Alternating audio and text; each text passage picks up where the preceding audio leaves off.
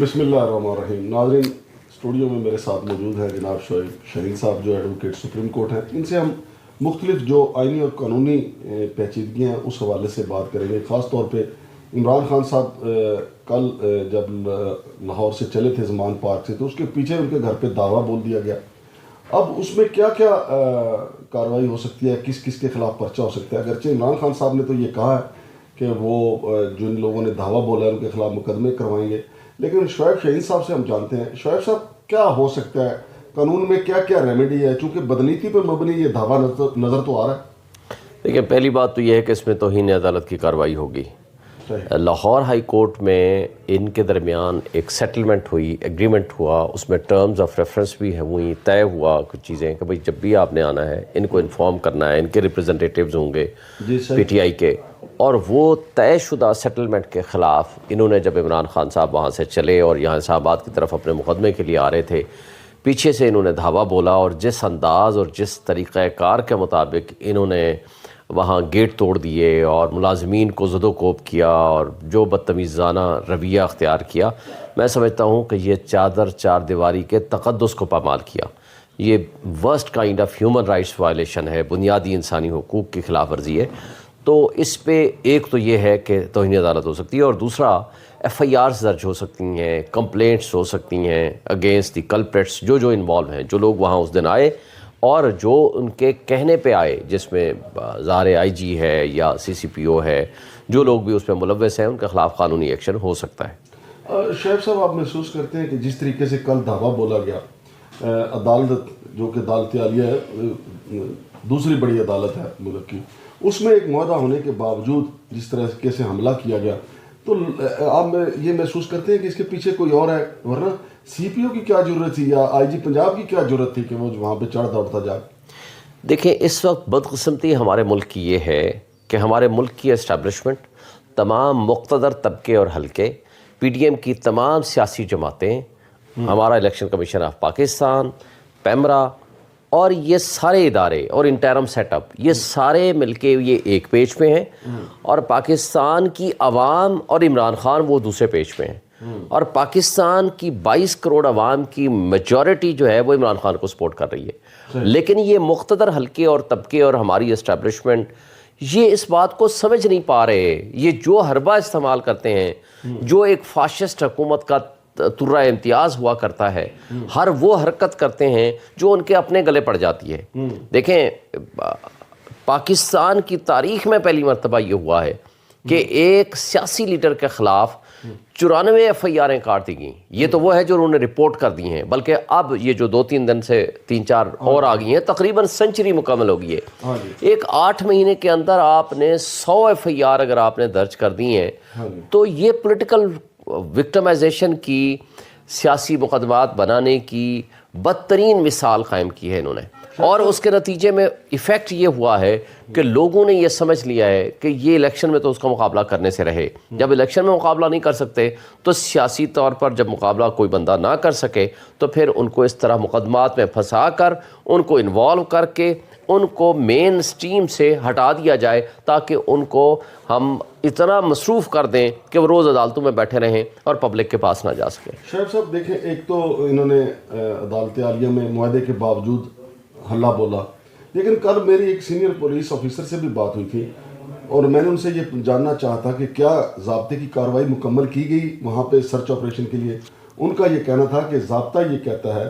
کہ پہلے نمبر 1 کہ جب وہ وہاں پہ سرچ آپریشن کے لیے جائیں، ملزم کا وہاں ہونا ضروری ہے. پھر جو وہاں سے چیزیں برآمد کریں وہ چیزیں قانونی حیثیت اختیار کریں گی. جو ملزم کہے گا کہ جی یہ میرا پیٹرول پمپ پڑا ہوا ہے، یہ میری کلاشن کو پڑی ہوئی ہے، اس کی عدم موجودگی میں یہ جو کچھ بھی برآمد کرتے ہیں وہ غیر قانونی ہے. پھر ان کا یہ بھی تیسرا پوائنٹ یہ تھا کہ جب اس قسم کی کارروائی کرنا مقصود ہو تو وہ پڑوسیوں کو بھی نوٹس کرتے ہیں کہ پڑوسی آگے بتائیں کہ اس بندے کا چال چلن کیا ہے. لیکن یہاں نہ تو کسی پڑوسی کو انہوں نے نوٹس کیا، بلکہ پڑوسی تو خود ٹی وی پہ آگے چودھری اعتزاز حسن انہوں نے کہا کہ میرے گھر کو بھی انہوں نے تختہ مشق بنایا ہوا ہے. تو یہ قانونی ایک پولیس افسر کا کہنا تھا. آپ کیا سمجھتے ہیں اس حوالے سے؟ دیکھیں شمشاد صاحب، یہ تو ہیں وہ قانونی باتیں، یہ کون سا قانون پہ عمل پیرا ہے؟ لاہور میں 8 مارچ کو جو طرز عمل انہوں نے اڈاپٹ کیا وہ ذل شہید، وہ بیچارہ جو ذل شاہ جو شہید کر دیا انہوں نے، اس کی میڈیکل لیگل رپورٹ جو ہے وہ چیخ چیخ کے بتا رہی ہے اس کے اوپر تشدد ہوا اور اس کو مارا پیٹا گیا، اس کے نازک اعضاء پہ بھی تشدد ہوئے، تو بعد میں پہلے مرڈر کیس بنا دیا 302 کا ان کے خلاف، اور سبسیکوینٹلی یہ کہا کہ جناب یہ تو حادثہ تھا، اور پھر حادثے کی FIR کاٹ دی گئی۔ تو دیکھیں جب اس کیس کو آپ لیگل کانسیکوینس میں نہ دیکھیں، اس کیس کو اگر دیکھنا ہے نا عمران خان کو، جو اس نے لوگوں کو شعور دے دیا، جو لوگوں کو اویئرنیس دے دی، اور آج اویئرنیس اس لیے بھی جلدی ہوئی ہے کہ آپ کا یہ سوشل میڈیا جو ہے وہ بیسٹ ٹول ہے ٹو کمیونیکیٹ دی پبلک۔ آپ دیکھیں اس کو اگر مثال دینی ہو نا، آپ طیب اردگان کے خلاف ہونے والی اس سازش کو سامنے رکھیں جس وقت انہوں نے یہ انٹرویو دیا کہ وہاں وائس آف امریکہ کو یا امریکن CNN کو دیا، مجھے نہیں یاد کہ کس کو دیا تھا، انہوں نے انٹرویو دیا اور اس نے پبلک سے جب اپیل کی کہ سارے ملک کی عوام باہر نکل آئے، اور وہ نکل آئے، یعنی اس مارشاء اللہ کے لگانے کے ساتھ ہی اس یونیفارم میں لوگوں کے سامنے لوگ ٹینکوں کے نیچے لیٹ گئے، اور میں نے کل اس کی مثال دیکھی کہ لوگ پرزنرز وین کے نیچے لیٹ گئے، اس میں وکلاء بھی شامل تھے، انہوں نے کہا نہیں جانے دیں گے۔ یعنی کل صبح پرسوں رات سے ایسا لگ رہا تھا کہ یہاں چڑیا بھی پر نہیں مار سکتی۔ سیکیورٹی کے نام پہ اسلام آباد میں جو انہوں نے تباہی مچانے کی کوشش کی، پرپز ان کا کیا تھا؟ قتل کرنا یا گرفتار کر کے لے کے جانا، لیکن سیکیورٹی کے نام پہ ایسا ہوا بنا دیا کہ جناب یہاں سے گزرنے نہیں دیں گے، اور پہلے انہوں نے وہاں ٹینکر کھڑے کر دیے ٹول پلازا پہ اسلام آباد کے، وہاں سے نہیں آنے دیا، اور وہاں سے لے کر کے کورٹ تک پہنچنے تک 5 گھنٹے لگے۔ یہ obstruction آف جسٹس ہے، یہ ہائی کورٹ کے آرڈر کی بھی خلاف ورزی ہے، یہ توہین عدالت بھی ہے